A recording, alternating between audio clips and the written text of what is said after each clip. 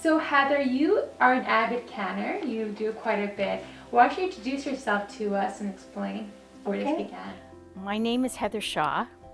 I am by no means an expert in the kitchen, but I can find my way around it.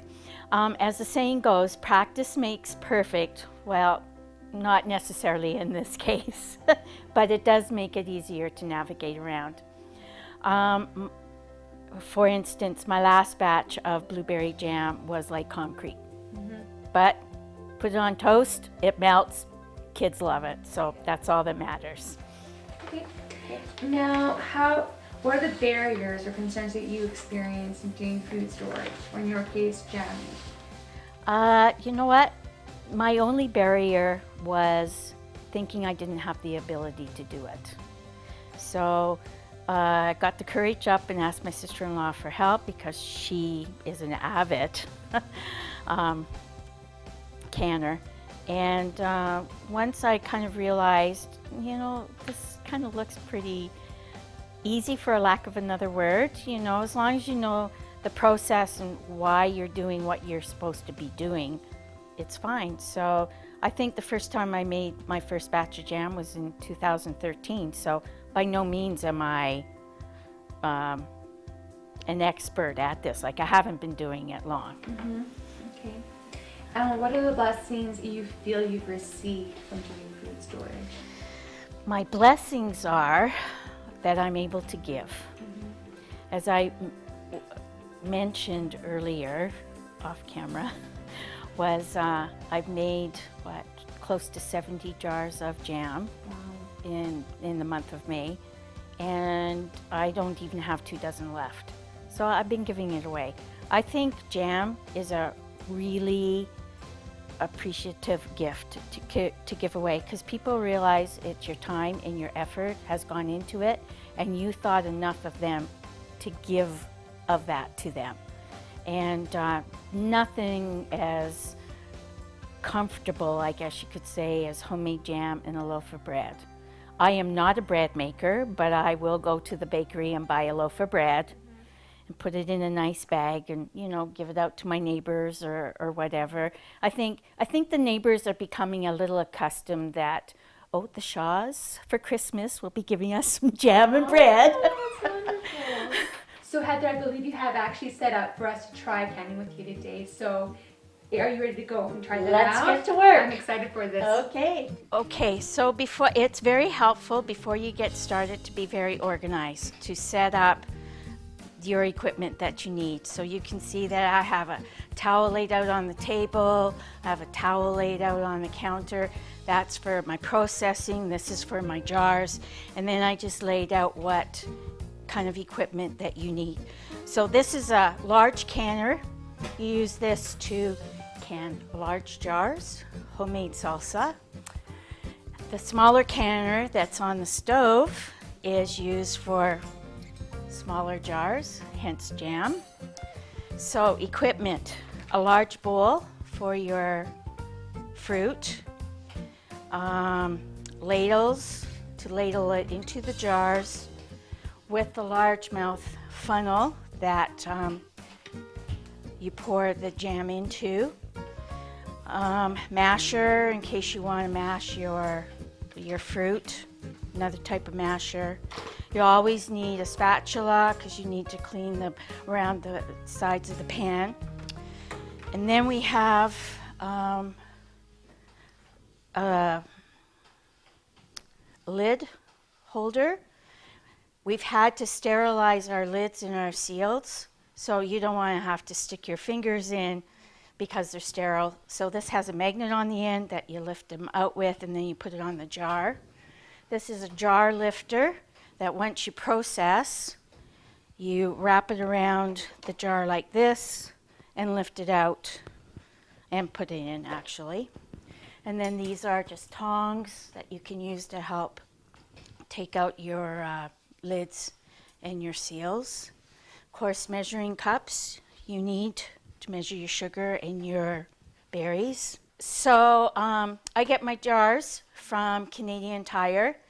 I also get my Picton from Canadian Tire. There's very different Kinds of pectin that you can buy. There's crystal, liquid. I prefer the liquid. I get that at Canadian Tire. You also will need like oven mitts, those kind of kitchen supplies, because you do not want to burn yourself, which I have done. So that is what I use to start making my jam. So up to this point, the berries have been measured, mashed, put into a pot. Sugar and the lemon juice have been added, and now we're stirring it, and it needs to be stirred in a hard boil, and then we will add the pectin. So we're just waiting for the timer to go off. I cook it for about 10 to 15 minutes to reduce it so it's a little bit thicker, and to cook the berries. The berries are now at a rolling boil, and on top is foam. We do not want foam in our jam. It's not very appealing. So we're going to add butter to this, and that will help take the foam down.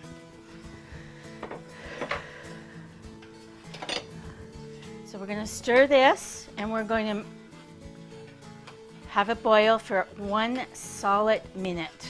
I have previously boiled my lids and my seals, so they're on a pan waiting for it to be used over there. Because it's a small kitchen, small stove, big pots, I don't have enough room. This is where the organization skills kind of come in, that you have to figure out where everything's going. Okay, we're going to add the pectin. And you can keep stirring. Okay. So, before I add this, I've doubled the recipe. So we've added 4.5 cups of berries and 7 cups of sugar. I've doubled that recipe, so I have approximately 10 cups of berries in there and 14 cups of sugar. So we've had it come to our rolling boil. So I'm going to add my pectin. The recipe calls for 2 packages of pectin for 1 recipe. Since we've doubled it, we need 4 packs of pectin. Pectin is what thickens it. Mm-hmm.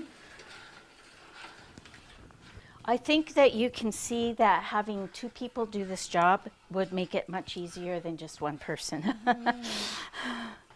Keep stirring, and we'll stir for 1 minute. I'm going to set the timer here. Okay.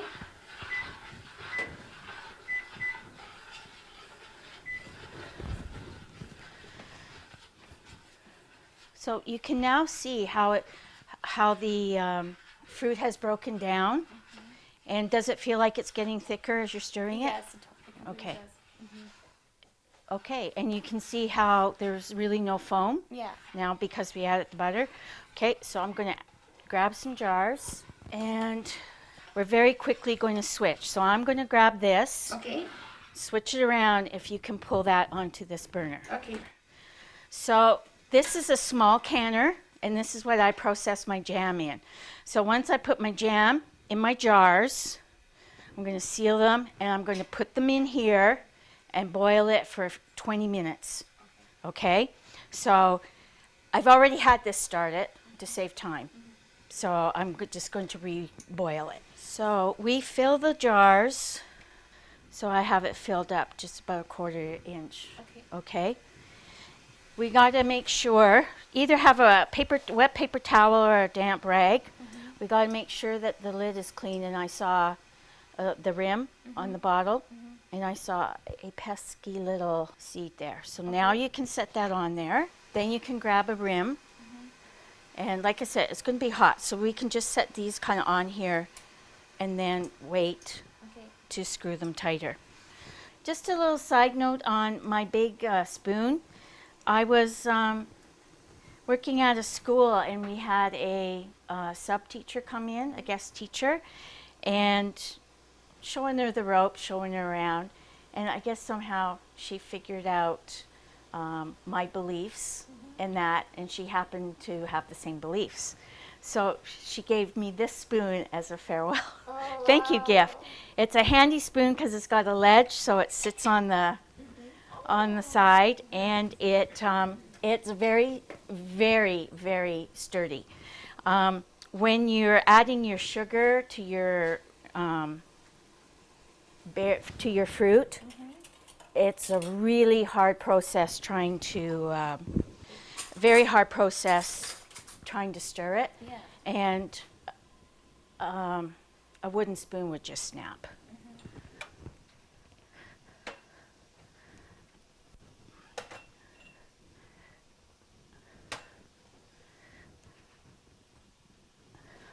Okay, then I take my jar holder. Because these are warm, this is boiling water. You do not just want to bump because it will splatter and scorch you. And okay, so I'm putting them in my canner. And okay, so the jars are in. This is a rack, so I just kind of lift it up and fold it in and make sure that the jars are completely submerged in the water.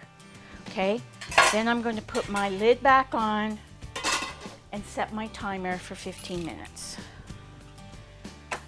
And then continue on with this. I have 4 growing boys that were over for a visit, and they filled their pockets. Yay, got the mom's jam. Got mom's jam, that's right. And that's why I make in big volumes. Because like my 46 jars was 2 double batches. Wow. So quadrupled it.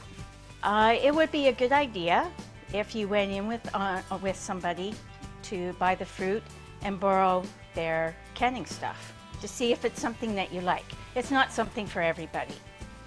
Okay, so the timer has gone off.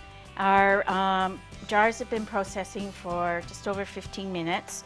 So now I'm going to remove them and put them over here so I know which ones have been processed and which ones haven't.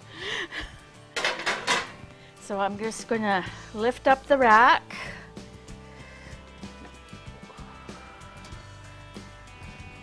Take my jar holder and lift them out. And I sure hope we hear some popping going on. Popping means that they've sealed. Okay. So as you can see on the jars right now, there is a little bubble right here on top of the jar. And when they seal, they'll make kind of that sound. Okay, so that sound, but that one didn't seal. So, and those little bumps will go away.